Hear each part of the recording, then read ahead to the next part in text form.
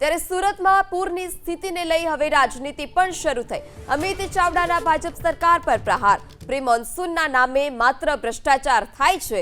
સુરતની સ્થિતિ માટે ભાજપ જવાબદાર, લોકોના મોત પાછળ ભાજપના શાસકો જવાબદાર।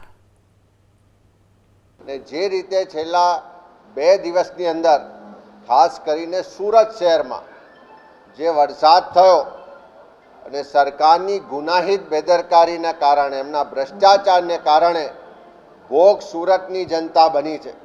આજે ઠેર ઠેર અનેક વિસ્તારોમાં પાણી ભરાઈ ગયા, અનેકના ઘરો ડૂબ્યા, અનેકના માલ મિલકતને નુકસાન થયું, વેપાર ધંધાના સ્થળોને નુકસાન થયું અને છેલ્લા 2 દિવસમાં 9 જેટલા લોકોના મોત થયા। આજે સુરતની પરિસ્થિતિ છે, એના માટે કોઈ જવાબદાર હોય તો ત્યાં કોર્પોરેશનના ભાજપના સત્તાધીશો અને આ ડબલ એન્જિન સરકારના નેતાઓ અને વહીવટ જવાબદાર છે।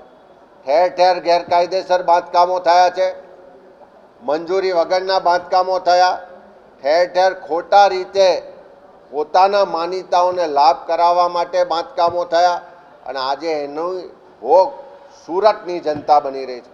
ત્યારે ખૂબ વિપરીત પરિસ્થિતિ છે, કરુણ પરિસ્થિતિ છે, અનેક લોકોના મોત થયા છે। ત્યારે સરકારને પણ કહીએ છીએ કે તાત્કાલિક રાહતની કામગીરી કરાવે, જે પણ અસરગ્રસ્તો છે એને સહાય અપાવે। અમે અમારી કોંગ્રેસની તમામ ટીમને પણ કામે લગાડી છે કે જ્યાં પણ લોકો દુઃખી છે, તકલીફમાં છે, એને મદદરૂપ થઈએ। સ્વૈચ્છિક સંસ્થાઓ સાથે મળી અને બધી જ રાહત કામગીરી કરવાની અમારા કોંગ્રેસ પરિવારના બધા જ કાર્યકરો, આગેવાનો ત્યાં કામે લાગ્યા છે।